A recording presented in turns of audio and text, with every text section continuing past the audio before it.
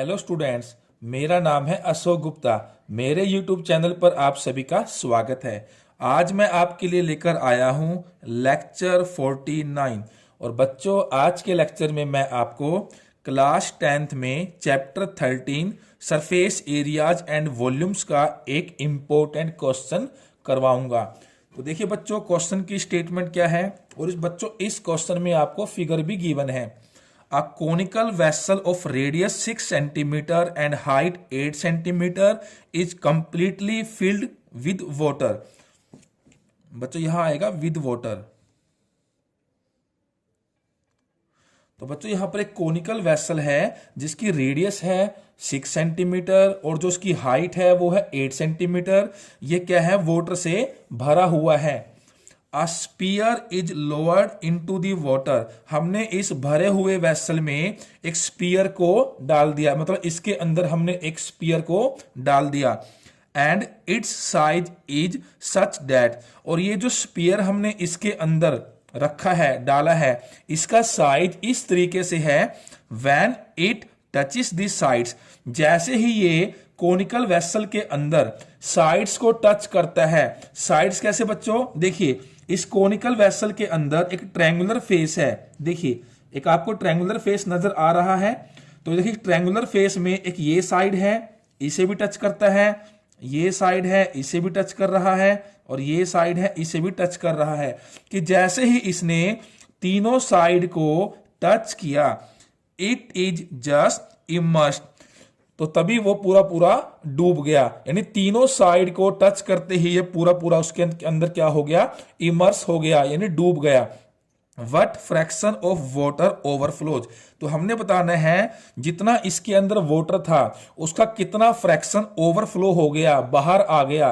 क्योंकि बच्चों ये पूरा का पूरा वेसल क्या था, पानी से भरा हुआ था। जब पानी से भरे हुए वेसल में हम कोई भी चीज पुट करेंगे, डालेंगे, तो उससे क्या होगा, पानी बाहर आ जाएगा। तो वही हमने बताना है, इस स्पीयर के डालने से कितना वाटर ओवरफ्लो हो गया, हमने फ्रैक्शन बतानी है, कितना फ्रैक्शन। तो बच्चों इसके अंदर कितना वाटर आपका बाहर ओवरफ्लो होगा, जितना इस स्पीयर का वॉल्यूम होगा। क्योंकि जितना ये अमाउंट ऑफ स्पेस इस वेसल के अंदर लेगा, उतना ही वाटर वो क्या करेगा, ओवरफ्लो।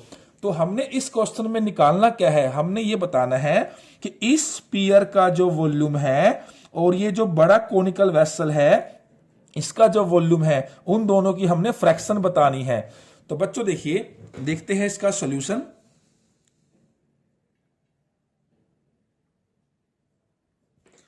तो सॉल्यूशन में देखिए फिगर गिवन है, रेडियस 6 है, हाइट इसकी है 8 सेंटीमीटर। तो बच्चों जो ये कोन होता है, ये राइट सर्कुलर कोन होता है। राइट सर्कुलर कोन में ये जो लाइन है V और O डैश, जिसको हमने ज्वाइन किया है, ये क्या होता है, परपेंडिकुलर। इसको बोलते हैं एक्सिस ऑफ कोन। तो ये हमेशा क्या होती है, परपेंडिकुलर। तो बच्चों देखिए, अगर हम इस ट्रायंगल को लेकर चले, ट्रायंगल VO'A, तो ये जो ट्रायंगल है हमारे पास, ये राइट एंगल ट्रायंगल है। तो राइट एंगल ट्रायंगल में देखिए हमें बेस पता है, यानी हमें एक साइड 6 पता है और एक हमें हाइट पता है 8। तो इन दोनों का यूज करके हम इसमें हाइपोटेन्यूज को निकाल सकते हैं। तो हम यहां यूज करेंगे इन ट्रायंगल VO'A। तो पाइथागोरस का यूज करते हैं।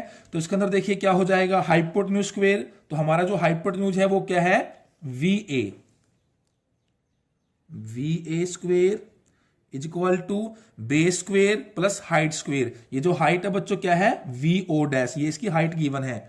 तो 6 स्क्वायर प्लस 8 स्क्वायर। रीजन हम इसका लिखेंगे बाय पाइथागोरस थ्योरम।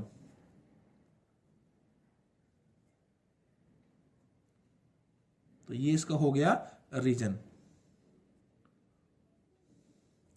अब बच्चों देखिए इसको सोल्व करते हैं। तो यहां से आएगा 36, 64, दोनों को ऐड करेंगे तो 100, और यहां पर क्या है हमारे पास, VA स्क्वेयर, यहां आ गया 100। तो VA ये जो स्क्वेयर है ये बन जाएगा इसका स्क्वेयर रूट।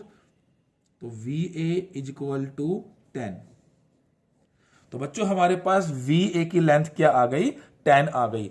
अब देखिए बच्चों, अब ये O डैश A ये क्या है, रेडियस, और ये कितनी है, 6 सेंटीमीटर।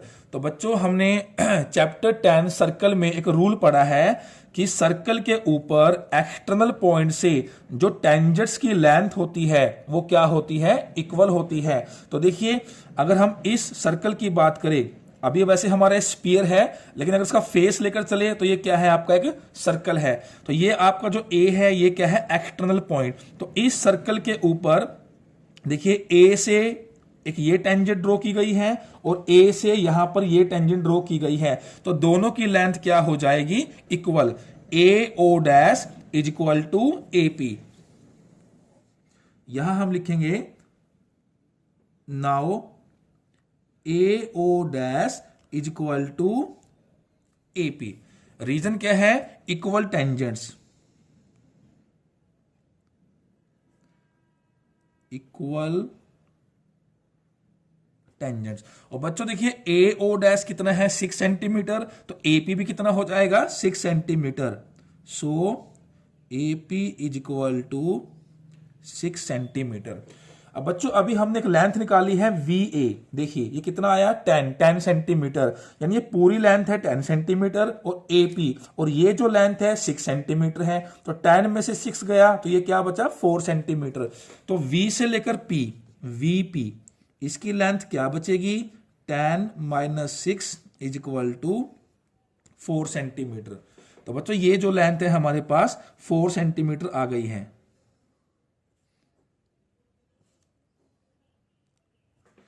और बच्चों ये जो O से लेकर P ये क्या है, आपकी इस स्पीयर की रेडियस, इसको हमने R मान लिया है। अब यहां देखिए बच्चों वी ओ डैश ये क्या थी, हाइट, और ये हमें कितने गिवन थी, 8। और अगर हम बात करें O से लेकर O डैश, ये भी क्या है, स्पीयर की रेडियस, तो ये भी क्या हो जाएगी, R। तो बच्चों अगर ये R है और ये पूरी जो लेंथ है वो 8 है, तो 8 में से R गया तो ये लेंथ हमारे पास बच जाएगी VO। तो ये लेंथ कितनी बचेगी, 8 माइनस R। तो यहां लिखेंगे 8 माइनस R। यहां हमने मेंशन भी करना है VO is equal to 8 minus R।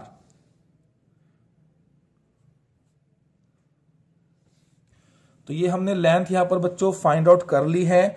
अब बच्चों यहां पर आप देखिए ये जो ट्रायंगल है VPO, अब बच्चों इस ट्रायंगल का हम यूज करेंगे, ये है आपकी रेडियस, और बच्चों रेडियस और ये सामने किस, ये जो लाइन है ये किसका काम करेगी, टेंजेंट का। और बच्चों जो रेडियस होती है यानी सेंटर होता है, अगर हम उसको टेंजेंट जिस पॉइंट पर सर्कल को टच करती है जिसको बोलते हैं पॉइंट ऑफ कांटेक्ट, अगर सेंटर को उससे मिलाया जाए तो ये जो रेडियस होती है हमेशा टेंजेंट के साथ 90 डिग्री का एंगल बनाती है, परपेंडिकुलर होती है। तो यहां हम लिखेंगे OP is perpendicular to AV, या हम इसको VAB कह सकते हैं। अब देखिए बच्चों अगर ये 90 डिग्री का एंगल है यानी 90 डिग्री परपेंडिकुलर है, तो ये जो ट्रायंगल है, ये जो ट्रायंगल है हमारी VPO, ये कैसी ट्रायंगल है, right angle triangle. So triangle VPO is a right angle triangle, right angle triangle. और बच्चों राइट एंगल ट्रायंगल के अंदर हम पाइथागोरस यूज कर सकते हैं। तो यहां हम यूज करेंगे पाइथागोरस। तो देखिए ये हमारा 90 डिग्री है, 90 डिग्री के बिल्कुल सामने क्या होता है, हाइपोटेन्यूज। तो हाइपोटेन्यूज क्या है, 8 minus R whole square is equal to base square plus perpendicular square. तो एक है इसमें R base square plus perpendicular square, ये क्या थी 4 स्क्वेयर। तो इसे सोल्व करते हैं, A minus B whole square, A square plus B square minus 2AB, और यहां से R स्क्वेयर और 4 का स्क्वेयर 16।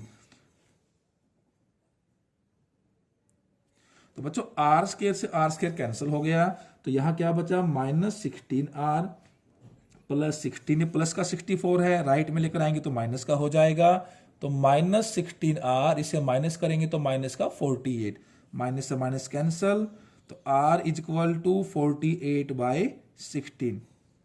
तो बच्चों यहां से हमारे पास R की वैल्यू आ गई 3, यानी ये जो स्पीयर था जिसकी रेडियस क्या थी R, वो क्या आ गई 3 सेंटीमीटर। बच्चों मेन इसमें यही करना था, इसकी रेडियस हमें पता नहीं थी, रेडियस हमने निकाल ली है। जो कोनिकल वेसल था उसकी तो रेडियस हमें पहले से ही पता थी। अब हमने बताना है इसके अंदर, यानी जो स्पीयर है वेसल के अंदर जब डाला गया तो कितना वाटर इसने ओवरफ्लो कर दिया। तो हमने ये देखना है कि इसका वॉल्यूम पूरे कोनिकल वेसल के वॉल्यूम का कितना पार्ट है। तो हमने इन दोनों के वॉल्यूम का रेशो निकालना है।